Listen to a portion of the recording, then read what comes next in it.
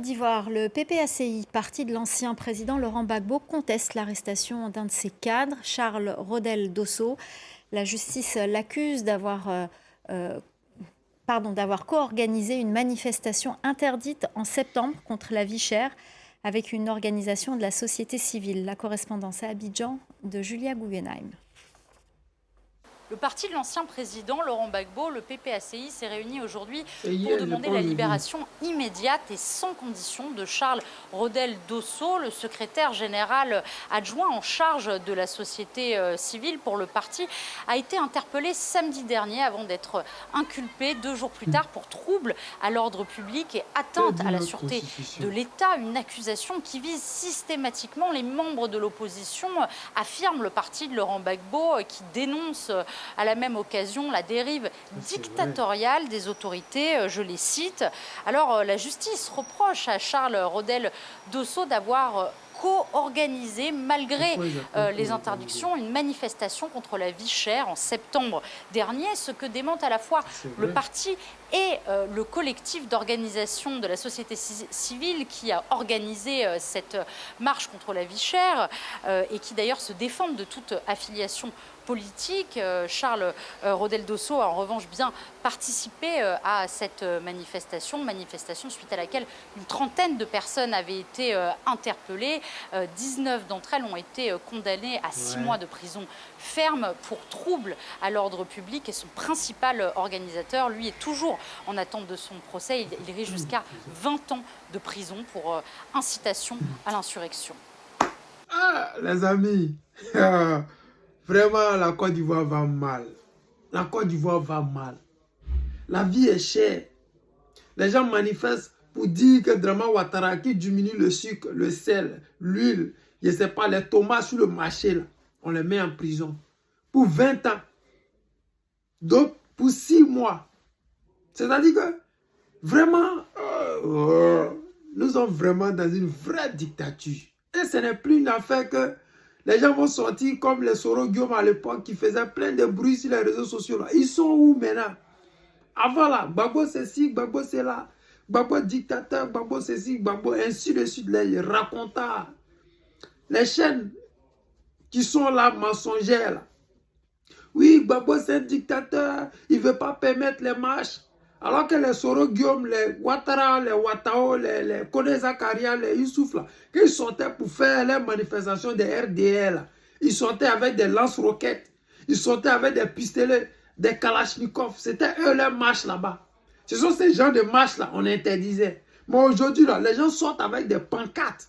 C'est-à-dire que pour montrer au monde entier qu'en Côte d'Ivoire, les gens ne mangent pas. La croissance a des chiffres. Parce qu'il faut bien mentir à l'international. Il faut faire rêver le monde entier en montrant des ponts, des immeubles illuminés, montrant les rues. Mais la population souffre en vrai. Mais quand ils sortent pour manifester, oh là là, la prison n'est plus loin. Mais où sont passés ces Français qui accusaient Gbagbo Laurent de tous les noms? Où vous êtes? Dites-nous. Parce que là, elle est en train de dire que non. Ce sont les mots du PPACI qu'elle utilise. Que le gouvernement actuel est un gouvernement dictatorial. Mais vous-même, là, vous ne savez pas ce qui se passe en Côte d'Ivoire.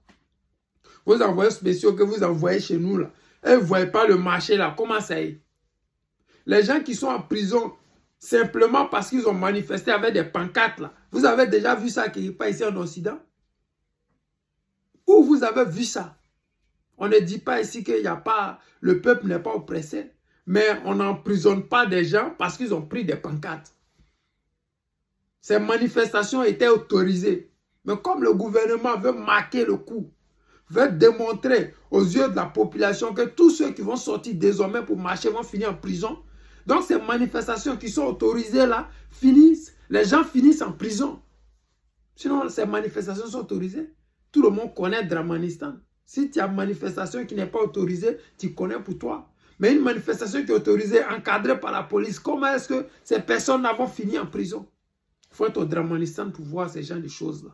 J'ai dit aux Ivoiriens, réveillez-vous. Réveillons-nous. Battons-nous pour notre souveraineté. Ce n'est plus l'histoire de France-Afrique, ce n'est plus l'histoire de Draman Ouattara. C'est notre dignité qui est en jeu en ce moment. Réveillez-vous, réveillons-nous, planifions ces différents marches-là. Comme je l'ai dit hier, palais de justice ou le ministère de la justice pour dénoncer cette forfaiture et pour réclamer, exiger dans le même moment la libération ou l'inscription du nom du guide président Gbagbo Laurent sur cette liste électorale. Si nous ne faisons rien, rien ne sera fait. Et on va rester là, taper les commentaires. Rester là, faire des commentaires, si TikTok, si je ne sais quoi. Mais ça, ce n'est pas le combat. Le combat de la libération, du mutisme partiste que nos aînés, que nos parents ont mené, les Gbagbo Laurent et ses camarades de lutte, ils ont fait la prison. Mon frère, la prison là, ça fait partie du combat. Si nous voulons vivre comme les Occidentaux, nous devons passer par là. Et si nous devons aller jusqu'à même à faire la guerre à la France-Afrique ou aux réfugiés de Draman Ouattara, pour ne pas dire aux étrangers de Draman Ouattara, nous allons le faire. Réveillez-vous, les amis. Il est l'heure. Je pense qu'il est l'heure. Il est vraiment l'heure de faire quelque chose. Et je le dis, et je vais le faire, on va le faire. À bon entendeur, salut. Les amis, c'était le président Lota, l'ami des dirigeants qui se respectent.